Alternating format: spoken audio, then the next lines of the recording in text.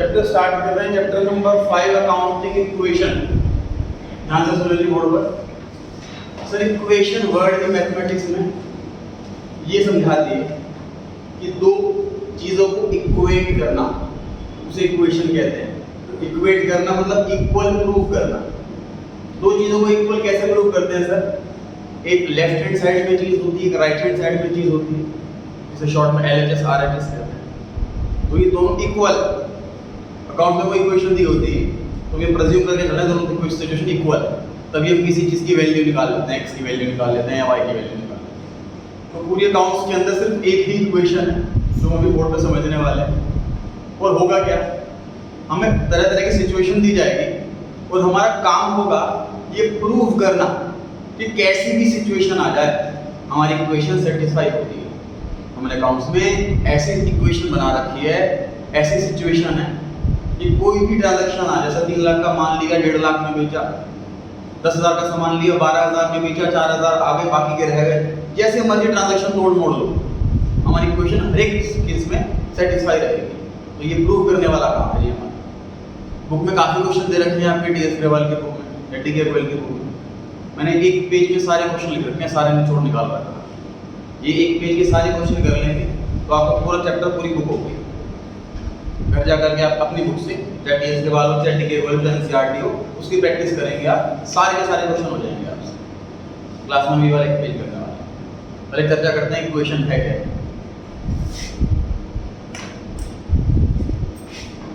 अभी नोटिंग कुछ भी नहीं करनी है आपको।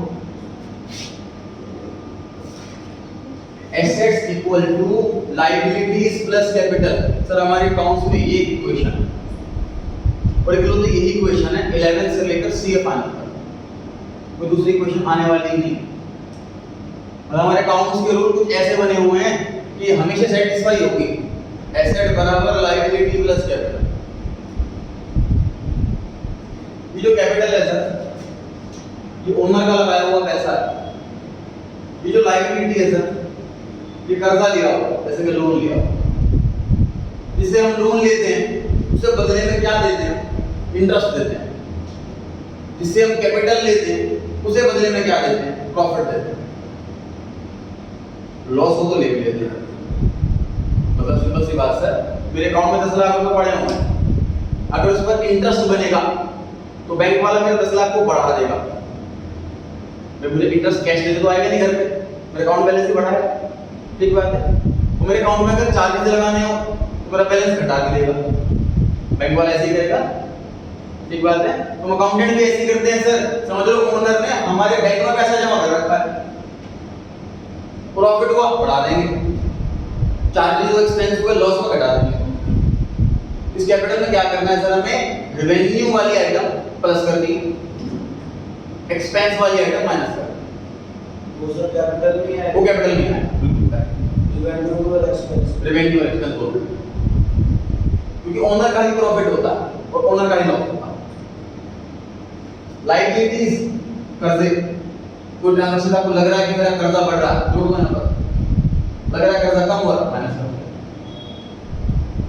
ट्रांजैक्शन बढ़ के लग रहा है कोई एसेट बढ़ रही है, प्लस कर दो। कोई एसेट कम हो रही है, माइनस कर दो। सर ये चैप्टर रियल लाइफ में कभी यूज नहीं करना। क्यों पढ़ाया जा रहा है? ये हमारा बेस स्ट्रॉन्ग करने के लिए पढ़ाया जा रहा है कि हर ट्रांजैक्शन का अल्टीमेट इंपैक्ट कहां जाता है। एग्जांपल मैंने पहले भी दिया है sir, A for Apple, B for ball. ये पढ़ाया जाता है, इसका प्रैक्टिकल यूज कहां है? प्रैक्टिकल वरना में A फॉर एप्पल बोलना है, तो बहुत सारे अल्फाबेट होते हैं, बहुत सारे वर्ड्स होते हैं। हमारा बेस स्ट्रॉन्ग करने के लिए पढ़ाया जाता है।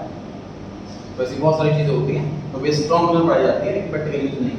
ये उनमें से बहुत रेयर चैप्टर है अकाउंट्स के अंदर ऐसा, इसका प्रैक्टिकल यूज नहीं है, ये उनमें से। लेकिन बेकार नहीं बोला कि बुकेशन हमारा कॉन्सेप्ट स्ट्रॉन्ग करेगा। ये किस ट्रांजैक्शन इम्पैक्ट कहां जाता है, ये चीज हमारा स्ट्रॉन्ग करेगा ये। ठीक है, इसलिए बेकार नहीं। एग्जाम पॉइंट ऑफ व्यू तो है इंपॉर्टेंट। जो यूटी वगैरह आप लोगों की होंगी स्टार्टिंग में, अगस्त में, सितंबर में होंगे, तो उनमें ये चैप्टर फेवरेट चैप्टर रहता है, क्योंकि स्टार्टिंग के 7 चैप्टरों में प्रैक्टिकल चैप्टर यही है। पहले 7 चैप्टरों के अंदर न्यूमेरिकल चैप्टर सिर्फ यही है। इस एग्जामिनर का फेवरेट रहता है जो यूटी वगैरह स्टार्टिंग में होते हैं। थोड़ा कॉन्सेप्ट की बात हुई थी, थोड़ा फॉर्मेट की बात करते हैं। फिर चैप्टर चल रहे थे, सब प्रैक्टिस चैप्टर स्टार्ट हो रहा है आपका। पहला समझ लीजिए फॉर्मेट बहुत जरूरी है, बहुत इंपॉर्टेंट है। घर पे भी काम करें, स्किल से यूज करके करें, टेस्ट में तो करना ही करना है।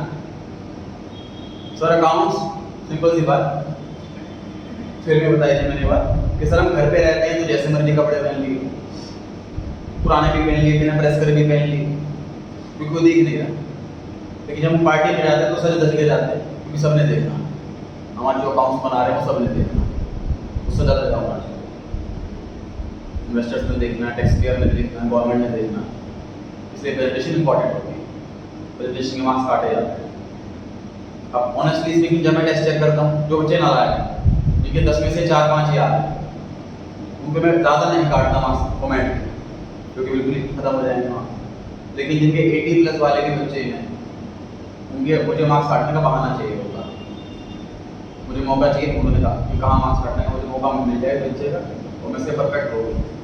आपको फाइट करनी है परफेक्ट लाने की, काट के दिखाओ मार्क्स, ऐसे आंसर दूंगा। मुझे फाइट करने की मार्क्स मुझे काटना है, लेट्स सी कौन जीत जाता है। फॉर्मेट पे बात करते हैं। हमारी हेडिंग रहेगी इसके अंदर अकाउंटिंग इक्वेशन।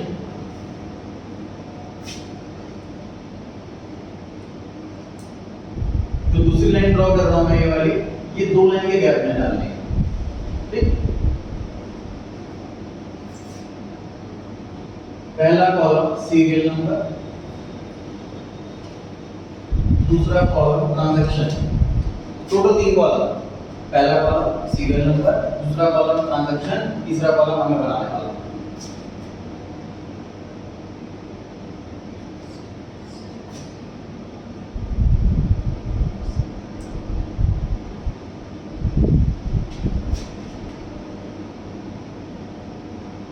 इतना स्पेस दे देकर क्यों बना रहा हूं सर मैं, क्योंकि एसेट जितने टाइप के होंगे सबका नाम लिखूंगा यहां पर,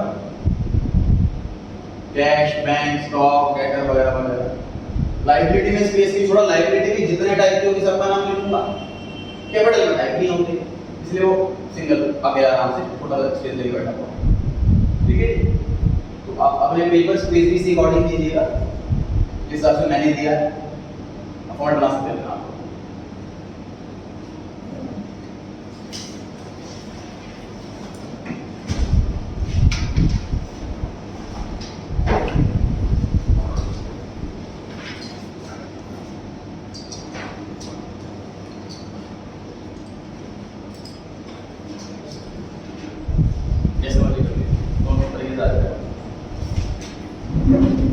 रजिस्टर को चाहे तो आप हॉरिजॉन्टली पकड़ सकते हैं फॉर्मेट बनाने के लिए, या वर्टिकली, जैसा आपको सही लगे। डिपेंड करता है आपके पास रजिस्टर चौड़े पेजेस का है, A4 साइज का, जैसे मैं रजिस्टर डिस्ट्रीब्यूट करता हूँ उसमें तो नॉर्मली आ जाता है। फिर किसी बच्चे की ना बड़े फॉन्ट लिखने की हैबिट होती है, उसका तब भी नहीं आ पाता। तो आपको अपनी हैंडराइटिंग के बारे में ज़्यादा पता है कि आप किस हिसाब से लिखते हैं, उस अकॉर्डिंग फॉर्मेट बनाएं। तो ये 4 क्वेश्चन के अंदर 70% चैप्टर कंप्लीट है, 4 क्वेश्चन। लेकिन आपको घर पे सारे क्वेश्चन करने हैं। किसी टीचर पे ब्लाइंड ट्रस्ट मत करो, चाहे ट्यूशन वाला हो चाहे स्कूल वाला हो। ब्लाइंड ट्रस्ट किसी पे नहीं करना। मैं कह रहा हूँ सारा कवर है, मत मानो मेरी बात। यहाँ से करने के बाद बुक के सारे क्वेश्चन खुद करके दे, ठीक है।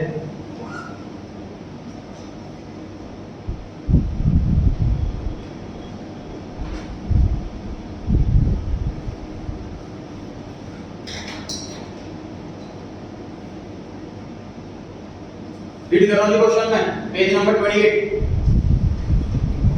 Page number 28।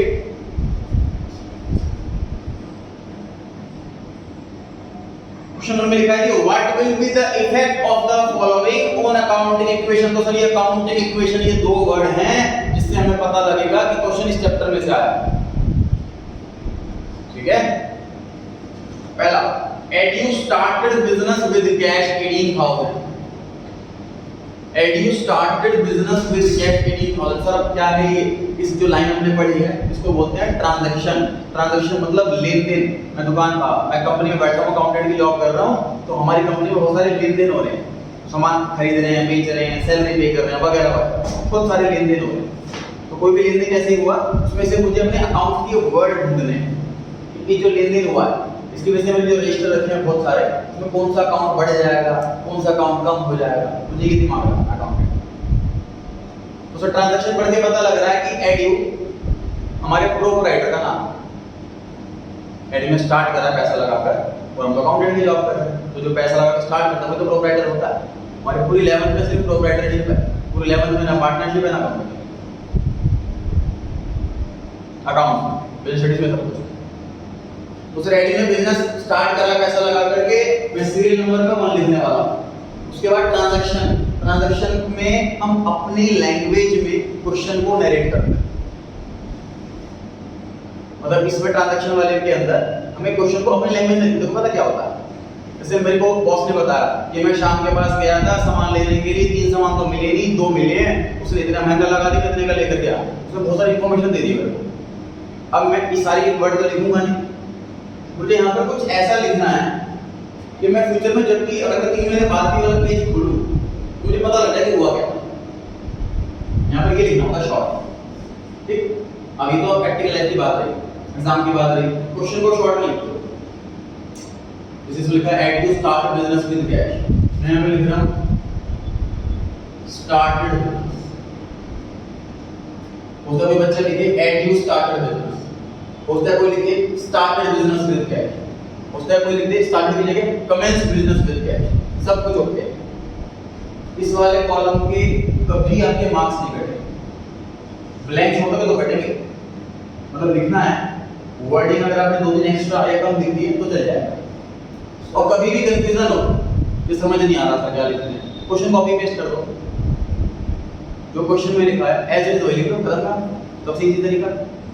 हां जी सर पर ये तो लिखेंगे ना कि कैश से दिया या कैसे किया। मैंने कहा था आपको कि नरेट मुझे अपनी लैंग्वेज में नरेट करना है। मैं अकाउंटेंट हूं, मुझे पता है कि सारे ट्रांजैक्शन कैश में करना है, मैं लिखना चाह रहा कैश। इनका डाउट ये है कि सर आपने कैश, तो मेरे अकॉर्डिंग कैश बड़ा इंपॉर्टेंट वर्ड है इसके अंदर, आपने वही लिखा तो मुझे इसमें कमी लग गई। तो मैं ये कहना चाह रहा हूं कि मान लीजिए मेरा बिजनेस, मुझे पता है कि इस कंपनी में जॉब करता हूं और सब कुछ कैश में लेन देन होता है, तो बार-बार कैश क्यों लिखूं, मैं लिखना चाह रहा था, इसलिए फ्रीडम। फिर हो गया बात। अच्छा, तो कौन-कौन से अकाउंट इफेक्ट होंगे सर? एसेट्स के अंदर पहली आइटम आ रही है कैश, बढ़ जाएगा 18,000 से। दुकान के अंदर पहले कैश कितना था? 0। जब ओनर ने 18,000 रुपए लेकर के आया तो 0 से 18,000 हो गया ना, ठीक बात है। और ओनर जब पैसा लेकर के आता है बिजनेस में, उसे तो कैपिटल कहते हैं।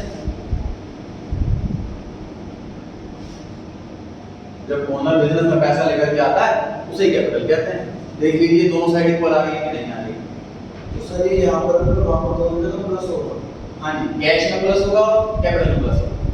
मतलब एक जगह प्लस होगा तो इक्वल कैसे आएगी दोनों साइड? ये तो आपने मैथ में भी करा है। हम लोग कोई इक्वेशन ऐसी है 5x + y = 29 और आप +5 करना चाह रहे हो तो दोनों साइड प्लस करते हैं। इसे प्लस कैसे कर सकते हैं? ठीक बात है, जो भी चीज होगी दोनों जगह जाएगी, ठीक है। सिमिलर कट जाएगा तो इक्वल कैसे आएगा? नोट कर रहे हैं आप साथ साथ। मैं सेकंड पॉइंट पर आ रहा हूं।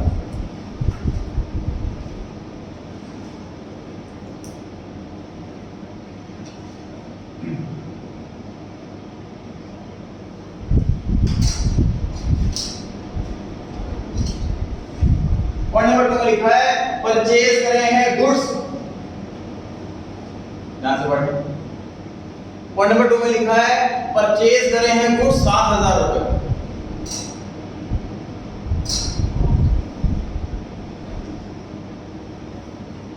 अब ध्यान से सुनो जी, आप जो पॉइंट नंबर 2 है इसे क्वेश्चन की तरह पढ़ो और फिर इमेजिनेशन चालू करो।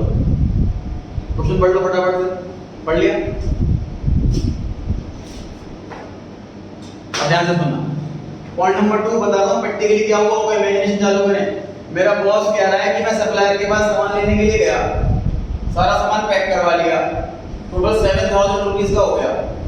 मेरी पॉकेट में ना फिलहाल 5,000 रुपए थे, तो मैं उसको 5,000 रुपए दिया और कहा 2,000 बाद में दे दूंगा। ये बात लिख लो। अब सोचो, बिल्कुल सही बात ये लिखी हुई। अब हमें ऐसे इमेजिनेशन चालू करते हैं हर क्वेश्चन के अंदर कि रियल में ये ट्रांजैक्शन 7,000 रुपए का सामान आया है, पेमेंट अभी फिलहाल सिर्फ 5,000 दी गई है, 2,000 बैलेंस रह गया है तो हमें देना है बाद। क्लियर होगा ये बात? अच्छा। पॉइंट नंबर 2, बड़ा शॉर्ट में लिख रहा हूं सर मैं, परचेज गुड्स बस। आप पूरा लिखना चाहो तो लिख सकते हो पॉइंट नंबर 2। बताइए कि कैश में क्या किया जाए, प्लस करूं या माइनस करूं, और कितना? माइनस कितना? 5000। 5000 रुपए चले गए ना, माइनस 5। सर एक और एसेट आ गई है हमारी एसेट्स के अंदर, गुड्स के नाम से 7000। आप इसे गुड्स भी लिख सकते हो, आप इसे स्टॉक भी लिख सकते हो। सर ये 5000 माइनस क्यों है? 5000 रुपए गए हमारे पास, कैश कम हुआ है, 1 बटे 2 बटे उसका तो हमने गुड्स किया है सर। तो हमें रिकॉर्डिंग में रखें उसको। मतलब मेरा बॉस अगर 3 लाख की मशीन लेकर के आ गया पैसे दे करके, तो लिख लेना हम तो सर पैसा की मशीन तो आ गई। आप बताओ लिखेंगे? सर गुड्स बढ़ गए 7000 रुपए से, कैश कम हो गया 5000 रुपए, और एक नई लायबिलिटी आ गई है सर क्रेडिटर्स के नाम से। कितने रुपए? 2000। बढ़ी है कि कम हुई है? बढ़ी।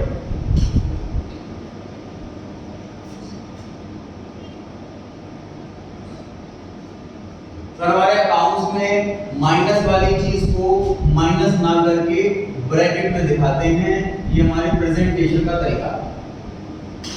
हमारे अकाउंट्स में माइनस की चीज को माइनस ना करके ब्रैकेट में दिखाते हैं, ये हमारी प्रेजेंटेशन का तरीका है।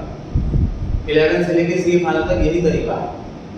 ऑनलाइन आप अगर कोई अकाउंट सर्च करोगे किसी कंपनी के, रिलायंस वगैरह के, कोई चीज माइनस ना होगी तो बिल्कुल ऐसे ही दिखेगी आपको ब्रैकेट के। तो ब्रैकेट के अंदर वो मतलब माइनस के लिए। सेकंड पॉइंट कंप्लीट करने के बाद हमें क्या लिखना है? New equation. बेसिकली पता है क्या? हमें हर एक ट्रांजैक्शन के बाद प्रूव करके दिखाना कि हमारी इक्वेशन सेटिस्फाई हो गई। ये फॉर्मेट है।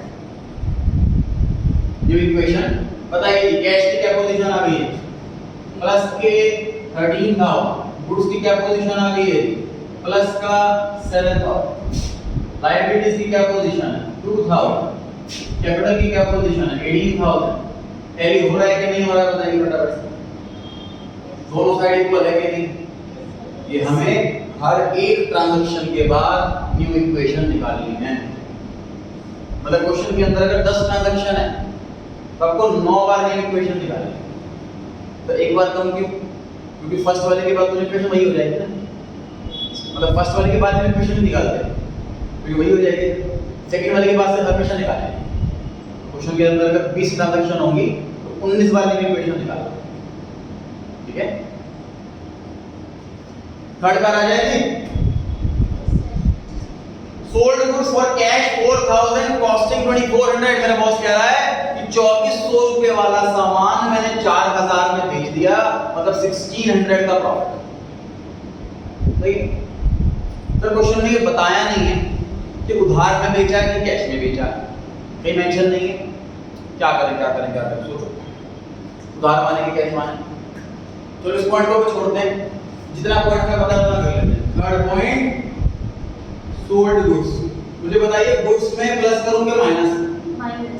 माइनस करेंगे, गुड्स कम हो रहे हैं ना भाई। गुड्स ऐसी आइटम एसेट है, बढ़ रहा है तो प्लस कर दो, घट रहा है तो कम कर दो। कितना माइनस करूं? 2400। जितना गुड्स कम होगा उतना माइनस करेंगे।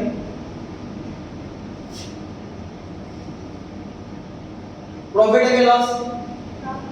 प्रॉफिट किसका? किसको देना प्रॉफिट? हम कैपिटल। जैसे लोन पर इंटरेस्ट देते हैं वैसे कैपिटल पे प्रॉफिट देते हैं। कितना प्रॉफिट? 1600 प्लस के माइनस प्लस। अब बस हमें सोचना है कि उधार बेचा है कि कैश बेचा है। सर अगर उधार बेचा होगा तो डेफिनेटली उसका नाम लिखा होगा जिसको उधार बेचा। हमारा बॉस हमें जाकर के इतना बोल देता है बस कि 4,000 का माल बेच दिया, लिख ले। ये थोड़ा एज्यूम कर लेते कोई भी नाम कि राम को बेचा होगा कि मोहन को बेचा होगा। हमें बॉस अगर नाम नहीं बता रहा है तो गारंटीड है वो कैश में बेचा है सामान, क्योंकि कैश वाले बंदे का हमें नाम जानना ही नहीं होता। हम जिसको सामान बेचते हैं उससे पैसा अगर हैंड टू हैंड आ गया तो उसका नाम जानना ही नहीं होता। तो गारंटीड ये उधार में नहीं कैश में बेचा। तो कैश बढ़ाने वाला हूं, बढ़ाऊं कि घटाऊं? कैश प्लस होगा कि माइनस होगा? प्लस होगा। कितना अमाउंट? 4,000 सेलिंग प्राइस, मतलब सर कॉस्ट प्राइस गुड्स में से कम होता है, सेलिंग प्राइस कैश में प्लस होता है और प्रॉफिट कैपिटल में प्लस होता है।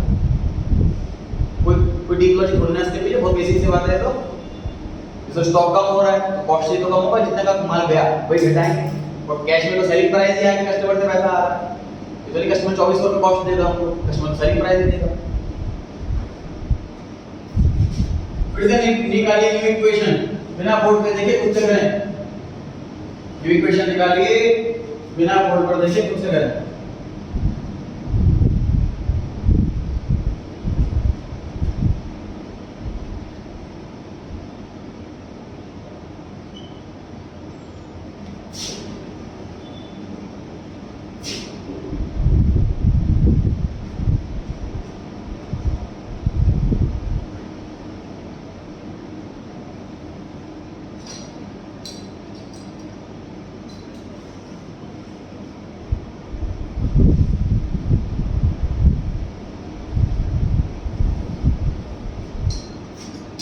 पॉइंट नंबर 4, क्रॉस चेक कर लीजिए, आपने खुद से करा होगा कॉपी में, तो बोर्ड से क्रॉस चेक कर लेंगे ठीक करा कि नहीं करा।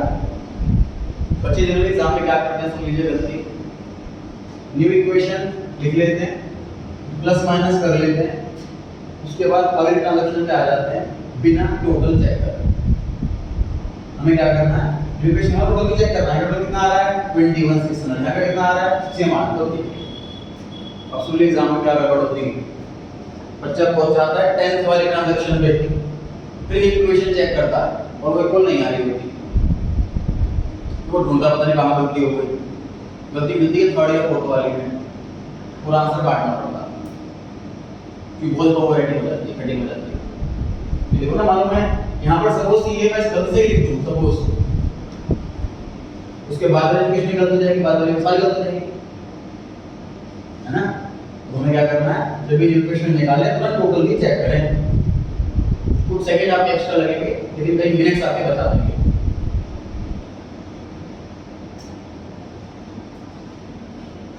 मार्क्स का क्वेश्चन होता है 5 नंबर के आसपास का आएगा।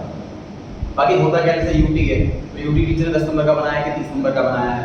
दूसरी बात चैप्टर 2-3 ही रखे हैं अगर तो ज़्यादा मार्क्स का चैप्टर आएगा ये वाला, अगर 8-10 चैप्टरों का टेस्ट रखा है तो फिर ये चैप्टर के मार्क्स कम हो जाएंगे, उस हिसाब से मैं बता रहा हूँ। देखो हम जो स्टैंडर्ड जो रूल बताते हैं जनरल टीचर्स वो बता सकते हैं 12th के बोर्ड का, क्योंकि सबका पेपर सेम आता है। 11th क्लास हर बच्चा अलग स्कूल से आया हुआ, हर टीचर अलग है पेपर बनाने वाला, कोई चैप्टर को ज़्यादा इंटरेस्टिंग लगता है, ज़्यादा समझ आता है, उसको कम वेटेज देता है, तो हर एक का अलग हो सकता है 11th। चलिए point number 4, introduce fresh capital 50,000 रुपए। सर होता क्या है बेसिकली, जब बिजनेस ओनर बिजनेस स्टार्ट करता है तो वो पैसा ना बहुत कम लगाने की कोशिश करता है, कि नहीं चल पाया तो सारा पैसा खराब हो जाएगा। मैंने सर इंस्टीट्यूट खोला तो पहले दिन ही मैंने सारा सेटअप नहीं कर दिया, क्या पता नहीं चल पाता जब इंस्टीट्यूट खोला, सिर्फ टेबल चेयर पे पढ़ाना शुरू कर दिया, स्टूडेंट से फीस आ रही है, उस पैसों से फिर मैंने और प्रिंटर लिया, लैपटॉप लिया, प्रोजेक्टर लिया वगैरह वगैरह, मतलब उस पैसे से मैं खर्च करता था। मतलब ये नहीं सोचना कि मैं स्टार्टिंग में सारा पैसा लगा दूं, बिजनेस नहीं चल पाएगा तो सारा पैसा वेस्ट हो जाता। इसलिए इस ओनर ने भी ऐसे ही करा है कि पहले दिन सिर्फ 18,000 रुपये लगाए और कुछ दिन इसने बिजनेस कंटिन्यू करा, जब उसको लग रहा है कि बिजनेस ठीक ठाक चल रहा, मुझे लॉस नहीं होगा, तभी अपने घर से बहुत पैसा ले आया 50,000 रुपये। जो आंसर आपने पहले वाले में करा था वही आंसर इसमें। बिजनेस के अंदर कैश बढ़ेगा और कैपिटल बढ़ेगा, ठीक है जी, शुरू हो जाइए। फर्स्ट पॉइंट में क्या हुआ है, फर्स्ट पॉइंट में क्या हुआ था, ओनर पैसा लेकर के आया था दुकान में, पॉइंट नंबर 1 में, पॉइंट 4 में भी ऐसे ही हुआ, ओनर दुकान में और पैसा लेकर के आया।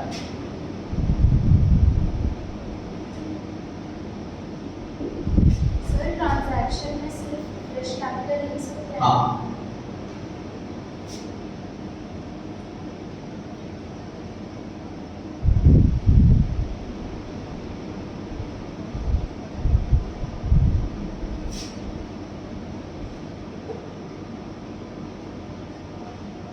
कोशिश करें कैलकुलेशन वाला पार्ट खुद से करें, लिखने के बाद बोर्ड पे से कंफर्म करेंगे सेम है कि नहीं, मतलब बोर्ड पे नोटिंग ना चले, सिर्फ हिंट ले मेरे से।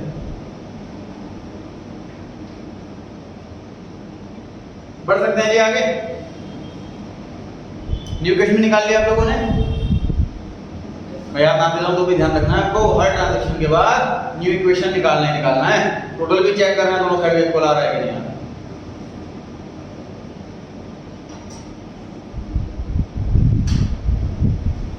बढ़े आगे। पॉइंट नंबर 5, मशीन खरीदी है सर 20,000 रुपए की। जो मैंने ब्रैकेट में ग्रीन कलर से लिखा हुआ है ये हिंट है, एग्जाम में क्वेश्चन में अवेलेबल नहीं होगी। मशीनरी खरीदी है 20,000 रुपए।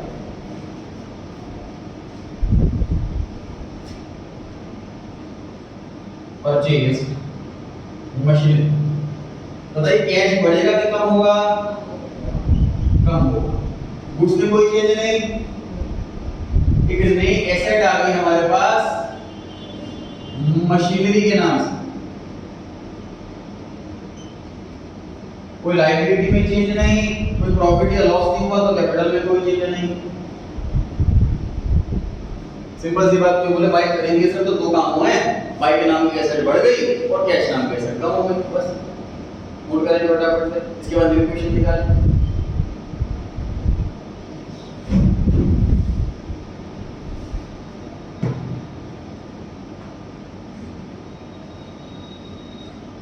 इलेवेंथ क्लास में डबल ट्रिपल मेहनत करनी है बेस स्ट्रॉन्ग करने के लिए। Account subject, economic subject, business studies 12th class के बाद कोई भी कोर्स करोगे हर एक ईयर के अंदर आएगा।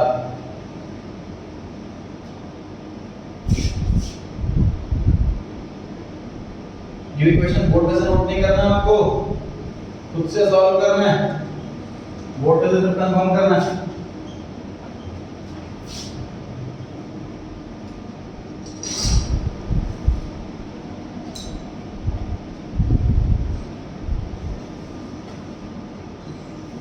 Sir point number 5, point number 6 same सा लग रहा है, बस मशीनरी की जगह स्टेशनरी। तो पॉइंट नंबर 6 मैं सॉल्व कर रहा हूं बोर्ड पर, आप नोट नहीं करेंगे क्योंकि मुझे कुछ चेंज कर रहा हूं उसके। पॉइंट नंबर 6 में लिखा है स्टेशनरी खरीदी है 600 रुपए, परचेज स्टेशनरी 600 रुपए से कैश का।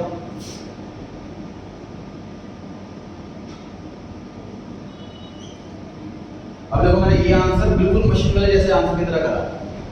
मशीन खरीदी थी, मशीन में प्लस कैश में माइनस। इस बार खरीदी है स्टेशनरी, तो स्टेशनरी में प्लस कैश में माइनस, तो मशीनरी की तरह कराया मैंने। बट ये आंसर सही नहीं है। सही आंसर क्या है?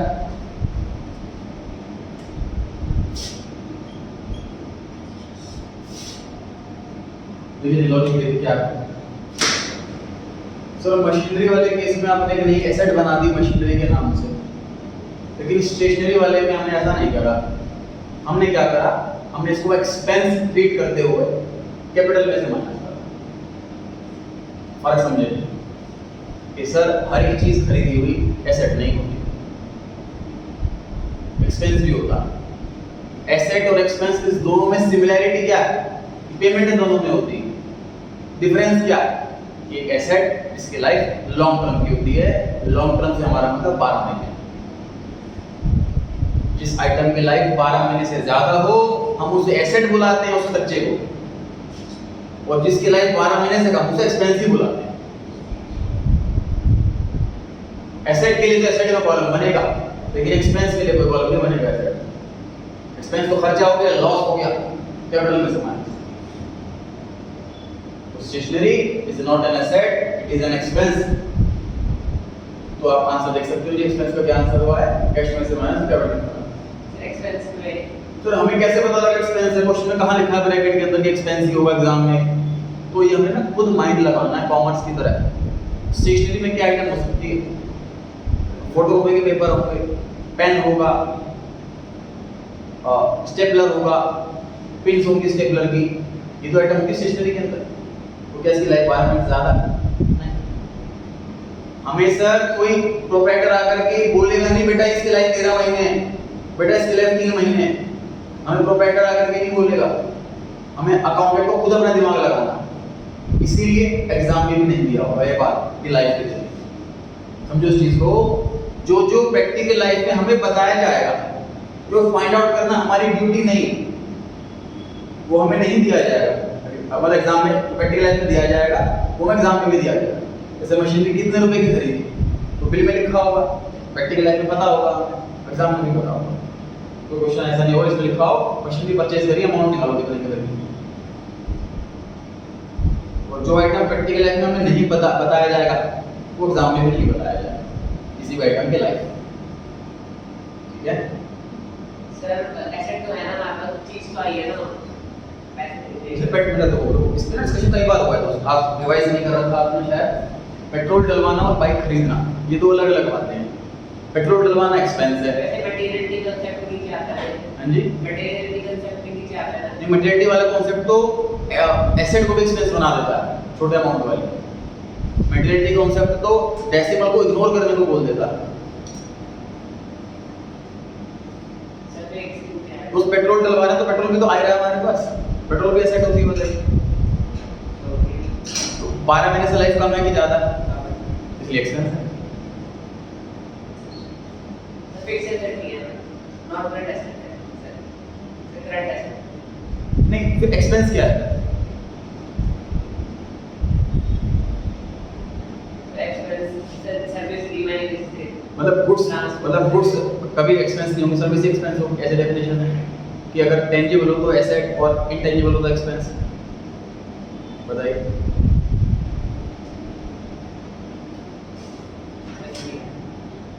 देखो हमने पेमेंट कर दी और जो मैंने खर्च करा है ना, वो पैसा 12 महीने के अंदर अंदर ही बिल्कुल गायब हो जाएगा, पूरा वसूल हो जाएगा, उसे हम एक्सपेंस बोलाते हैं।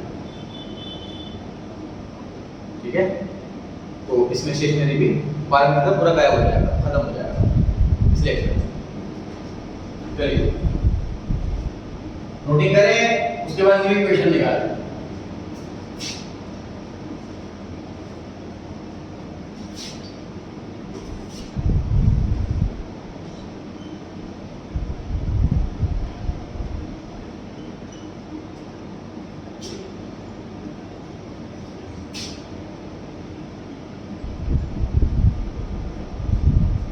लॉजिक्स खूब स्ट्रॉन्ग करने स्टूडेंट बताते हैं, पर क्लास में बाकी बच्चे आपसे डाउट पूछने के लिए आएंगे, इसके पीछे लॉजिक क्या है, ये ऐसे प्लस क्यों होता है, ये माइनस क्या होता है, समझ में नहीं आया, और आप आंसर दोगे अपने क्लासमेट्स को स्कूल में, डेफिनेटली होगा। सर हाँ एक चीज पूछ रहे सर, ये जो ऊपर वाले के अंदर आपने इक्वेशन बनाई है cos r1 + cos w, sir ये और वो वेक्टर मैच तो करके ही क्या नहीं है, टोटल कर लेते हैं। टोटल करो इसका, ये आ रहा है 52,000 और 72 72 71 71 टोटल इसे ऐड कर 70 मैच तो करना।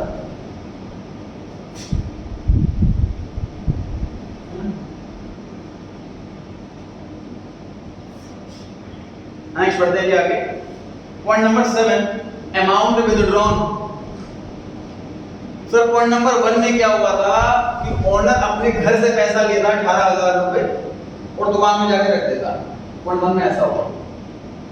पॉइंट 7 में उल्टा हो रहा। पॉइंट 7 में ओनर दुकान से पैसा निकाल लेता और घर पे लेके चला जाता, अमाउंट विथड्रॉ। तो बिजनेस से बताइए कैश कम हो रहा है कि बढ़ रहा? कम हो रहा। कैपिटल में बढ़ाएं कि घटाएं? कम कर देंगे दोनों जगह। तो 400 कैश में से भी माइनस, 400 कैपिटल में से भी माइनस। भैया उमर को बोल रहा था भैया पैसा लेकर के आओगे तो तुम्हारे अकाउंट का बैलेंस बढ़ा देंगे, पैसा ले जाओगे तो घटा देंगे।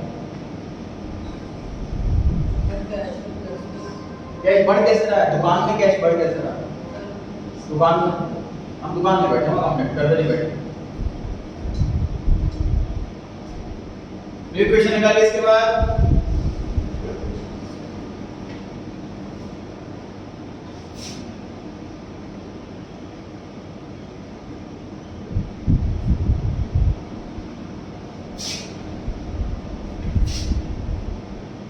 फोटो चेक करते हैं साथ साथ दोनों साइड का।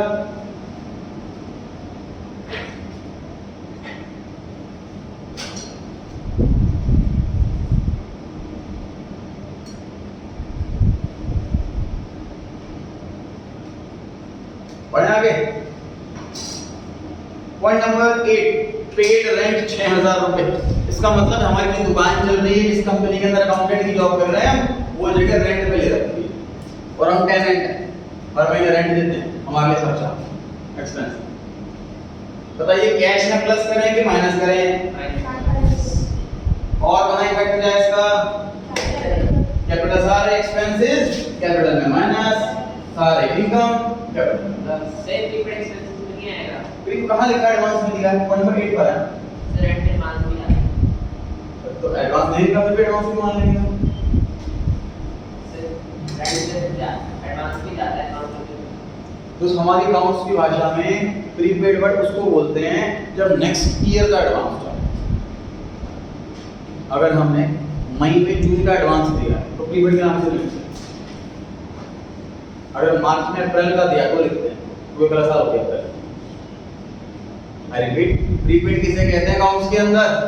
प्रीपेड इसे कहते हैं कि नेक्स्ट ईयर वाला एक्सपेंस इस साल पे कर दिया, उसको प्रीपेड बोलते हैं। समझ आ रही है बात?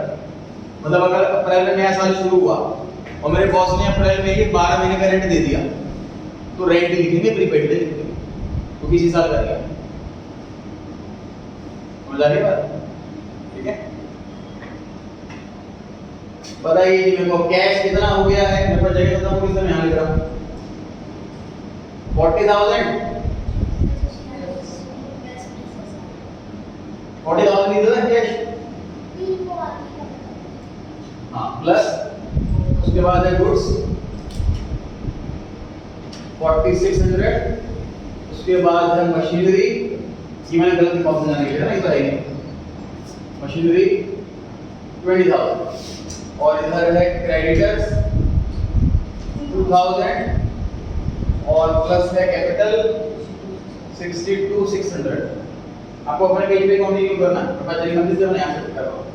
ठीक है, अब हम आ गए हैं कि पॉइंट नंबर 9 पर, पेड रेंट इन एडवांस, या फिर यही सेंटेंस दूसरे लैंग्वेज में आ सकता है प्रीपेड रेंट। इस नाम से ओवरलैप करके दो क्वेश्चन एक पॉइंट में लिख दिए। एग्जाम में प्रीपेड लिखा हो या पेड इन एडवांस लिखा हो, दोनों का सेम आंसर है। सर क्या मतलब है 6000 रुपए का? पॉइंट नंबर 9 में। अब अगर मैं पॉइंट नंबर 9 और पॉइंट नंबर 8 को कंबाइन पढूं, अगर सपोज मैं पॉइंट 8 और कंबाइन पढूं, हालांकि कंबाइन नहीं करना है, अगर कंबाइन पढूं तो पता है इसका मतलब क्या है? कि हमारे बॉस ने से लैंडलॉर्ड ने टोटल 12,000 रुपए डिमांड करे, 6,000 रुपए इस साल के और 6,000 अगले साल। हमारे बॉस ने 12,000 रुपए दे दिए, तो हमें बताइए बात कि 12,000 रुपए दिए हैं, 6 साल के 6 अगले साल। कंबाइन करूँ तो अब तो सेपरेट करता हूँ। पॉइंट नंबर 8 में 6,000 रुपए दिए इस साल के, और हमने कैश में से माइनस कैपिटल में से एक्सपेंस हो गया। अब हमारा बॉस कह रहा है कि मैंने लैंडलॉर्ड को 6,000 रुपए नेक्स्ट ईयर के दे दिए, अभी से लिख लेता हूँ। बताइए कैश में क्या करूं, प्लस या माइनस? माइनस। एडवांस में देना ये हमारे लिए एक एसेट बन जाती है प्रीपेड रेंट के नाम से। अब ये सर एसेट कैसे बन गई? अगर मैं आपका लॉजिक था कि सर एसेट दिख नहीं रही, अभी तो दिख भी नहीं रही, तभी एसेट है। आपका थॉट था कि सर पेट्रोल दिख रहा है, स्टेशनरी दिख रही है, ये तो एसेट होनी चाहिए, और ये तो दिख ही नहीं रहा, एक रेंट है तो तब भी एसेट है। तो हमारा टेंजिबल इंटेंजिबल वाला लॉजिक नहीं, हमारा लॉजिक है लाइफ। ये जो मैंने पैसे आज 6,000 रुपए दिए, इसकी लाइफ मोर देन 12 मंथ है कि नहीं? डेफिनेटली है, क्योंकि नेक्स्ट ईयर का दे दिया मैंने, एसेट बन गया। जिसकी लाइफ मोर देन 12 मंथ हो जाए वो वाला एक्सपेंस एसेट कहलाएगा।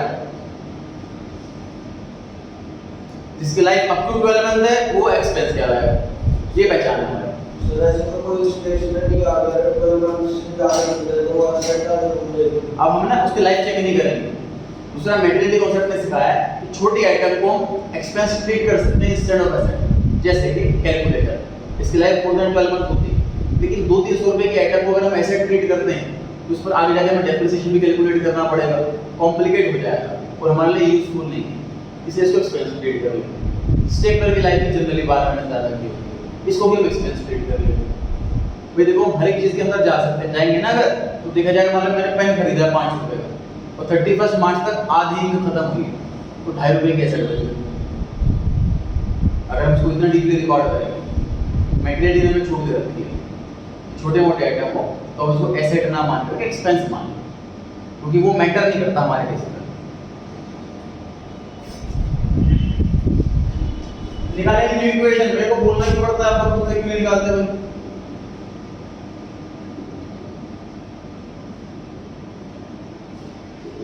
बोलो बताओ कितना आ रहा है दोनों साइड का?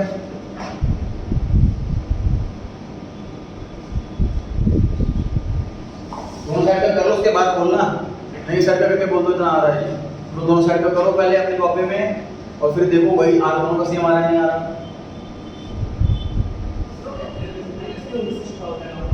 पॉइंट नंबर 8 वाले या 9 वाले? 9 वाले का खर्चा ही नहीं हुआ। एक आइटम को या तो एक्सपेंस बोल सकते हो ब्रदर या वैसे। अच्छा मुझे बताओ मशीनरी खरीदी थी तो वो अपने कैपिटल में माइनस क्यों नहीं करा था? क्योंकि एक्सपेंस नहीं हुआ था, इसलिए सेम रीजन यहाँ पर।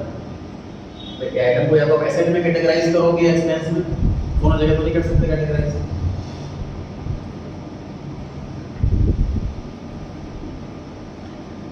बढ़ेंगे आगे। सर 8 और 9 दोनों में ट्रांजैक्शन में पेड रेंट लिख सकते हैं। हाँ कोई फर्क नहीं। हाँ कोई फर्क नहीं पड़ता। हाँ सर सबको प्लस करेंगे ये जो कैश मतलब ये LHS और ये RHS। सर सबको एलएचएस में सबको प्लस करेंगे। हाँ चार को प्लस करो, तो दोनों को प्लस करो, दोनों को ला रहे हैं चेक करो। कुल नहीं है तो देखो बोलते थे कौन सा गलत आ रहा है। बाकी सबके कुल आ रहा है अभी कितना आ रहा है टोटल? सर 62,600 का 64,600। अच्छा इसमें गलत लिख दिया, इसी में 64,600। 64,600 दोनों साइड में ये आ रहा सभी का।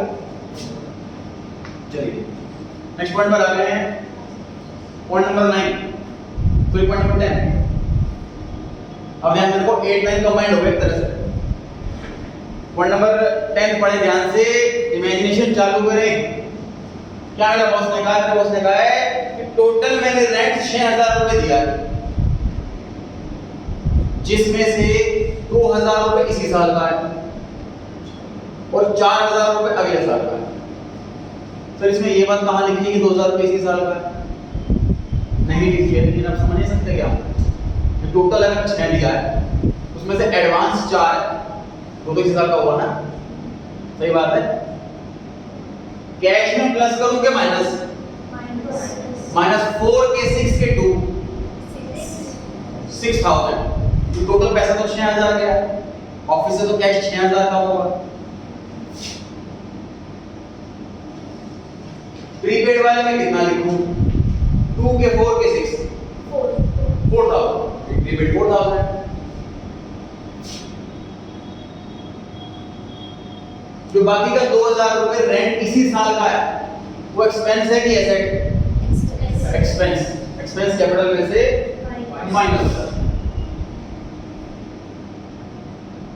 देख लीजिए अच्छे से, मतलब पॉइंट 8 और 9 कंबाइंड आ गया। इधर टोटल 6,000 रुपए का है तो कैश 6,000 से कम हो गया, इसी साल का 2,000 है, एक्सपेंस हो गया कैपिटल में से माइनस। नेक्स्ट ईयर का 4,000 है, एसेट बन गया प्रीपेड रेंट के नाम से। फिर से निकालो ये इक्वेशन।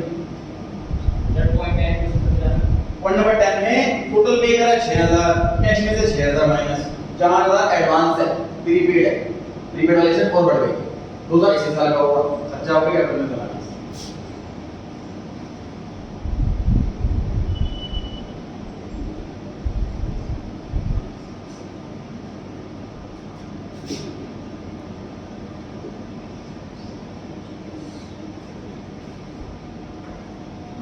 टोटल 62 600 दोनों साइड का चेक करें सही आ रहा है कि नहीं आ रहा।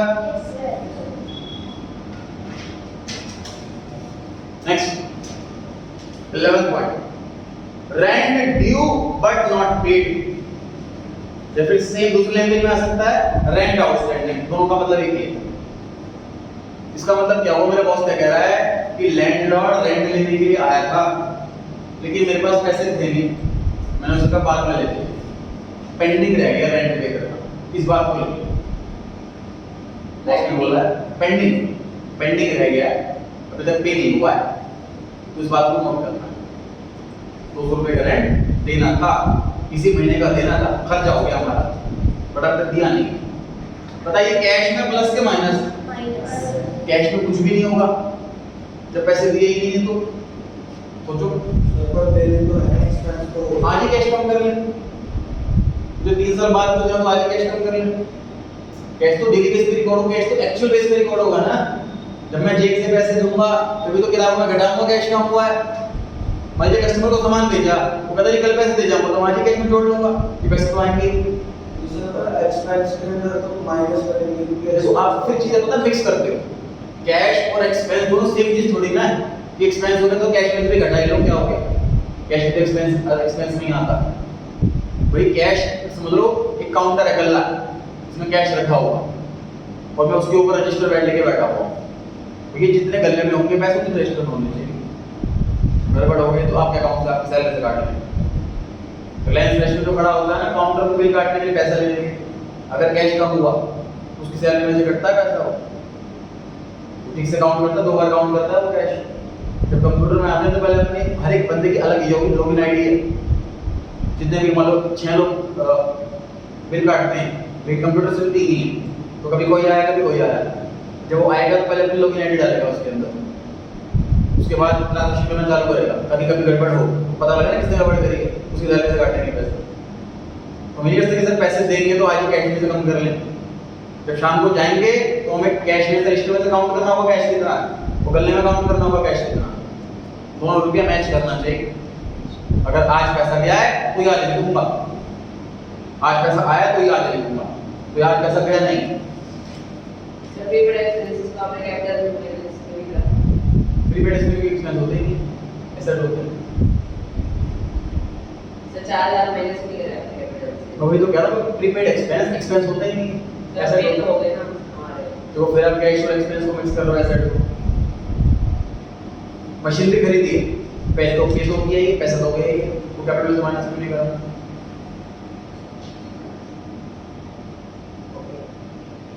कैश को एक्सपेंस को सेम मत लेके चलो, इधर पैसा जा रहा है तो एक्सपेंस तो हो ही गया, ये एक्सपेंस हो रहा है तो पैसा भी गया ही होगा, दोनों सेपरेट चीजें हैं, ठीक है। कैश तो समझ लो रियलिटी हमारे सामने जो कैश है ना, सोचो ना मेरे सामने कैश रखा हुआ है, तो जब मैं काउंटर में से कैश निकाल के दूंगा तब लिखूंगा रजिस्टर में। बैंक वाले जो बैंक में पैसे जमा करने जाते हैं, काम आधे मिनट का है पैसा लेना, लेकिन हमें 10 मिनट को लग जाते हैं वहां पर। भैया वो पैसे लेगा, अकाउंट में चेक करेगा, अकाउंट में एंट्री करेगा, रजिस्टर में लिखेगा तब पैसे देगा हमें। एंड टू एंड लिख रहा है ना वो, तो यहाँ पर पैसे दिए नहीं हमने। रेंट आउटस्टैंडिंग मतलब rent due but not paid, पे नहीं हुआ, पैसा गया ही नहीं है, मतलब मेरे काउंटर में जितना कैश रखा था उतना ही है, ना बढ़ा ना घटा, तो कैश में मुझे कोई चेंज नहीं करना, ठीक है। मुझे बताइए रेंट इसी साल का है कि नहीं? इसी साल का है, एक्सपेंस है मतलब कैपिटल में समझ। अब ये मत बोलना कि सर पे तो हुआ ही नहीं है, हमें कैश और एक्सपेंस को मिक्स नहीं करना, पे तो करना है। कैश और एक्सपेंस को मिक्स नहीं करना। Cash is a separate thing, cash is a separate account, expense is a separate account. इस साल का रेंट खर्चा इसी साल का होगा, नेक्स्ट ईयर का रेंट एडवांस होगा, प्रीपेड होगा, ठीक।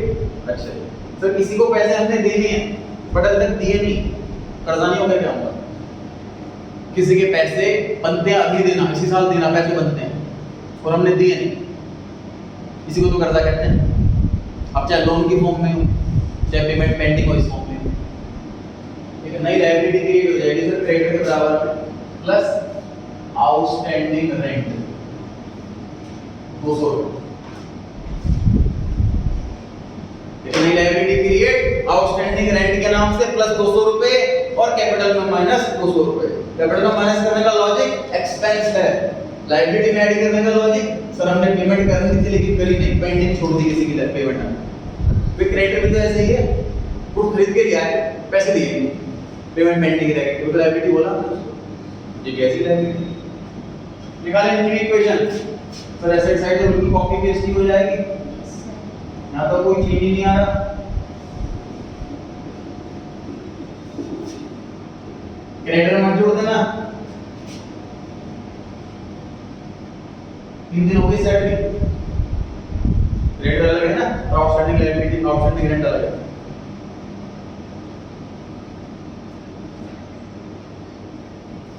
कुछ एक ही बार जोड़ना नहीं है, अलग-अलग। हाँ।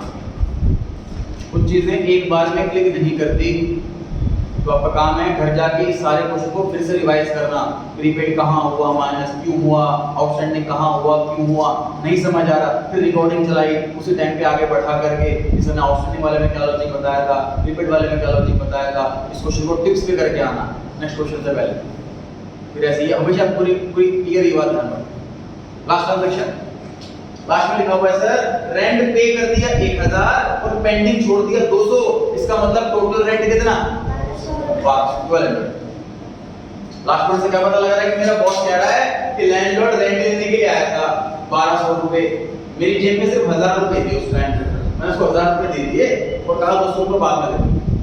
ये मतलब है एक्सपेंस हुआ, रेंट हुआ 1200, एक्सपेंस कैपिटल में माइनस होगा। बताइए कैश में कुछ करना है कि नहीं करना है? 1000 माइनस होगा तो पैसे जाए, तो आप सबके साथ पैसे जाए। और क्या करें? आउटस्टैंडिंग रेंट वाली लायबिलिटी बढ़ जाएगी प्लस 200। आउटस्टैंडिंग रेंट वाला कर्जा बढ़ जाएगा 200 रुपए से, 200 रुपए की पेमेंट पेंडिंग रहेगी, कैश कम हो गया सिर्फ 1000 से, लेकिन टोटल रेंट एक्सपेंस हुआ 1200। देख लीजिए एक्सपेंस और कैश बराबर नहीं होते, इस वाले क्वेश्चन में कैश 1000 और expense 1200। Cash is an asset and expense is expense. इसके बाद न्यू क्वेश्चन निकाल लीजिए। क्वेश्चन नंबर 1 कंप्लीट हो गया है, घर जाके रिवाइज करें। आज के लिए इतना ही। सही 11 वाला बना दो, लास्ट वाला 11 कौन सा? रेंट हाउस 200 रुपए हमने पैसे दिए ही नहीं, इसलिए कैश में कुछ भी नहीं हुआ। रेंट इसी साल का था, इसलिए खर्चा हो गया कैपिटल में से माइनस। पेमेंट पेंडिंग रह गई, लायबिलिटी हो गई, लायबिलिटी प्लस।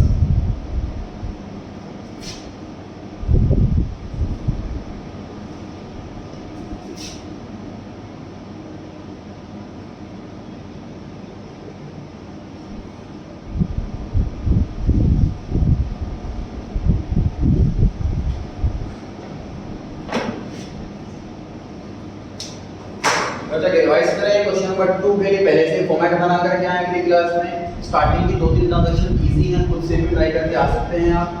और घर पे जाकर के इस बुक के काफी बुक के इलस्ट्रेशन जो सॉल्व वाले क्वेश्चंस होते हैं वो आप खुद भी ट्राई कर सकते हो। उनमें अगर डाउट आए तो मार्क करके इसको डाउट पूछना नहीं है, तो डाउट मैं पूछ के तब बताऊंगा जब ये कंप्लीट हो जाए। तो आप अभी से इलस्ट्रेशन करने स्टार्ट कर सकते हो। जो सॉल्व वाले हैं, जो नहीं हो पा रहा उस पर टिक लगा लिया, जब ये सारा पेज कंप्लीट हो जाए आपसे सारे टिक वाले क्वेश्चन हो जाएंगे।